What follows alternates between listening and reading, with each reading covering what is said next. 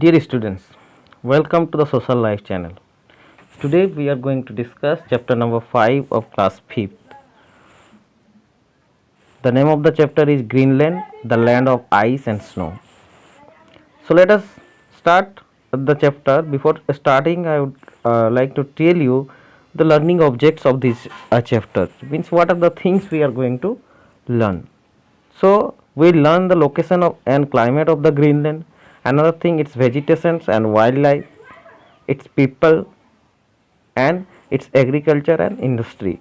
So these are the things we are going to learn from this chapter. So listen carefully and try to understand about the chapter.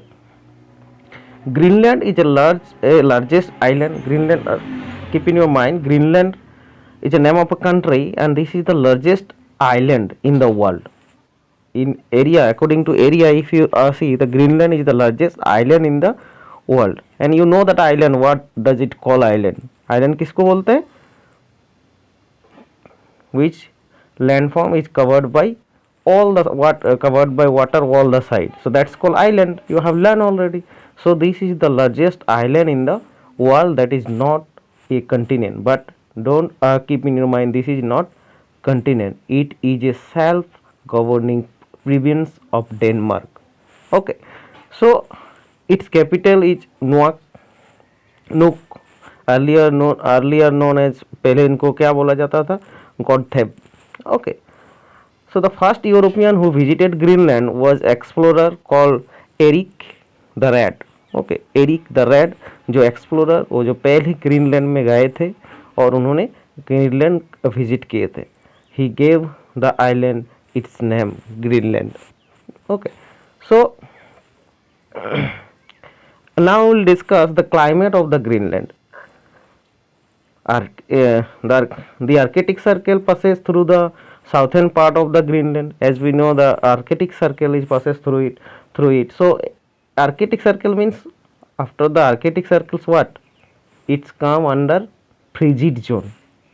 जैसे कि हमने और अलग chapter में जो आपने पढ़े हैं इस चीज़ के बारे में, जो जोन के हिसाब से, जो frigid zone, temperate zone, torrid zone, ठीक है. तो वहाँ पे ये आर्कटिक सर्कल क्या होता है कि फ्रिजिड काम under frigid zone. Okay, part of the Greenland, southern part of the Greenland, most of the Greenland therefore lies in the frigid zone. ज़्यादातर ग्रीनलैंड का जो प्लेस है क्या है कि ग्रीन फ्रिजिड जोन के अंदर आता है, northern in the northern hemisphere, because Arctic Circle is talking about, Arctic Circle is 66 and half degree north latitude. So you have already read about the about this region has a very cold climate, which you have learned about the tundra region. So 80% of the Greenland is always covered with the ice. मतलब 80% जो Greenland है, Greenland के 80% किससे घिरा हुआ है, किससे cover है? आइस से कवर है. ठीक है, हमेशा उसमें बर्फ़ रहते हैं. ठीक है, और ह्यूज पीसेस ऑफ आइस क्या होते हैं, break off from there and flowed into the sea, समुद्र में आके गिरते हैं. ठीक है, सो दीज आर कॉल्ड, ये सब जो बड़े बड़े आइस के टुकड़े जो आके समुद्र में गिरते हैं, ठीक है, ये आइस बग्स बोलते हैं, सबको आइस बग्स बोलते हैं. और ये आइस बग की वजह से बहुत सारे शिप को प्रॉब्लम आता है. क्यों? क्योंकि ये बड़े बड़े जो आइस के टुकड़े जब समुद्र में गिरते हैं, और अगर उस समुद्र के किनारे में क्या होता है कि अगर कोई शिप रहते हैं और अगर वो आके पड़ते हैं उसके ऊपर, तो बहुत सारा नुकसान होता है और डैमेजेस लाते हैं शिप के अंदर. ठीक है, so the south western coast of Greenland is the warmest part of the country. अगर साउथ साइड में देखेंगे, ग्रीनलैंड की जो साउथ साइड है, तो क्या होता है, थोड़ा गरम प्लेस है ग्रीनलैंड में. So most of the people live here only, उसी प्लेस में लोग रहते हैं, क्योंकि उस तरफ तो रहना बहुत ही मुश्किल है, क्योंकि it's very extremely cold weather. Next will discuss that is the vegetation and the wildlife. Means what are the crops grows there, और किस तरह का एनिमल जो रहता है उसके बारे में हम जानेंगे. Nothing grows in the ice covered areas of Greenland. मतलब अगर लैंड के ऊपर आइस कवर है तो वहाँ पे कुछ ग्रो होने का कोई चांसेस ही नहीं है, कुछ भी ग्रो नहीं हो सकता है, because whatever grows that is in on the land and land is covered by ice, so nothing will be there, so there are no forest, कुछ भी फॉरेस्ट नहीं है, no crops can be grown here. इस तरह place में कभी क्या होता है कि कुछ भी चीज़ अब होते नहीं है, ठीक है। So some plants can be seen during the summer month, जब गर्मी की टाइम होता है उस टाइम पे कुछ कुछ प्लांट्स ग्रो होता है जहाँ पे वो आइस ख़त्म हो जाते हैं उस तरह प्लेस में। So only those animals that can with sorted the extreme cold are found in the Greenland. मतलब इतनी एक्सट्रीम कोल्ड को जो बियर कर सकते हैं और सहन कर सकते हैं, तो वो इसी तरह का एनिमल्स उस तरह इस प्लेस में रहते हैं, ठीक है। अदरवाइज इतने एक्सट्रीमली कोल्ड में कौन रह सकता है। So among them are the polar bear, reindeer, musk fox, wolf, arctic fox, seal. सो इस तरह का जो एनिमल्स है इस ग्रीनलैंड के अंदर रहते थे, ठीक है। So the varieties of fishes and the sea birds are also found in here. Greenland में इस तरह अलग अलग तरीके की वेराइटीज ऑफ फिशेस मिलते हैं जो इतने ठंडे पानी में भी रह सकता है, ठीक है। Next will discuss that is the people, means जो लोग इस प्लेस में रहते हैं, ठीक है। ये सबको क्या बोलते हैं, इन्यूट, ठीक है। इनुइट बोलते हैं, ठीक है। Inuit were the original inhabitants of Greenland, मतलब जो ग्रीनलैंड में यही है जो इन।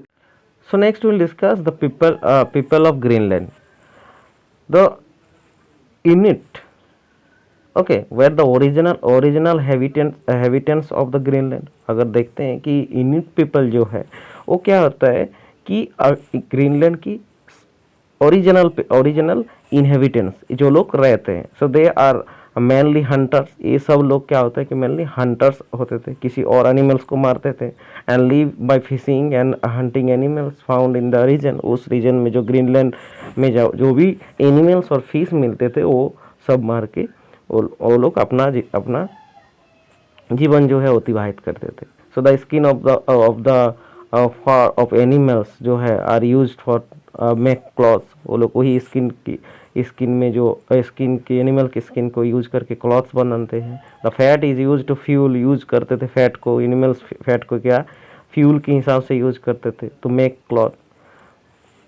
The fat is use to earlier they use to bows and harpoons to hunt. इस तरह का जो हथियार है ये लोग यूज करते थे, but nowadays they use gun to kill the animals.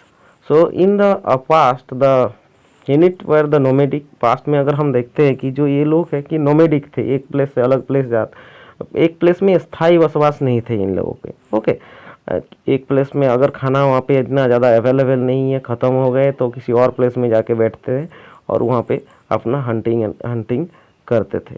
So that is they use to roam around throughout the year for hunting. अलग अलग प्लेस में घूमते रहते थे। सो दे यूज कुछ animal pulling transport they use like बहुत सारे जो जैसे कि यहाँ पे एक पिक्चर दिया हुआ है, ये जो पिक्चर है ये इस तरह का डॉग को यूज करके ट्रांसपोर्ट में अपना ट्रांसपोर्ट करते थे, ठीक है।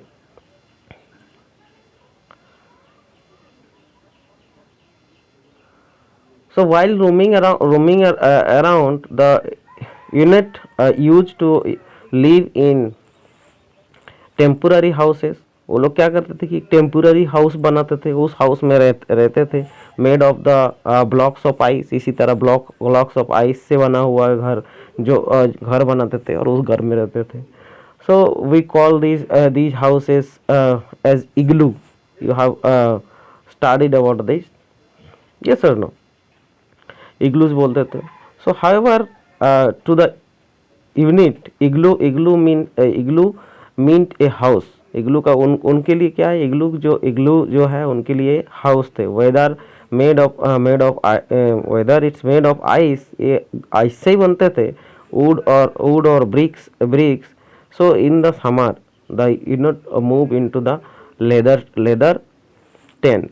समर में क्या करते, लेदर की टेंट में जाते थे, जो किसी एनिमल्स की छाल से बना था, लेदर का जो मिलता था उसकी टेंट में रहते थे. So most in it now lead A settle life. अभी की अगर सिचुएशन देखेंगे तो ये लोग अभी क्या होता है कि सेटल लाइफ जीते हैं, एक ही प्लेस में रहते हैं. They live in the small village और town on this sea coast. समुद्र की नज़दीक में क्या करते हैं कि गांव बैठा के वो लोग अभी रहते थे.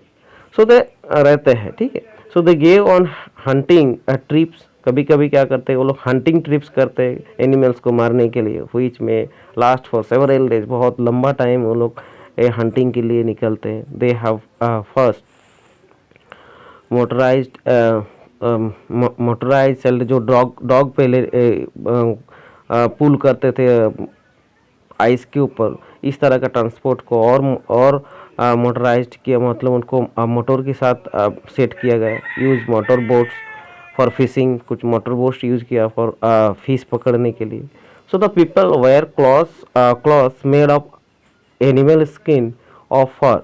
इस तरह का लोग अब क्या करते थे कि एनिमल स्किन पहनते थे. For the man, women and children wear jackets with the heads link with the fur. मतलब जो एनिमल्स का जो जैसे हेयर रहते हैं उस तरह का एक तरह का, जिसको पारकास बोलते हैं, ठीक है. इस तरह का ड्रेस पहनते थे. Long boots made of seal की स्किन से जो बूट्स पहनते थे. शूज़ जो बोलते हैं, बड़े बड़े बूट्स जो बहुत लंबे.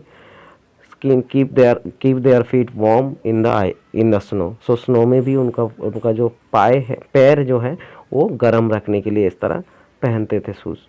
Today Greenland has a mixed population. अगर हम देखते हैं ग्रीनलैंड अभी की क्या आती है, मिक्स पॉपुलेशन है.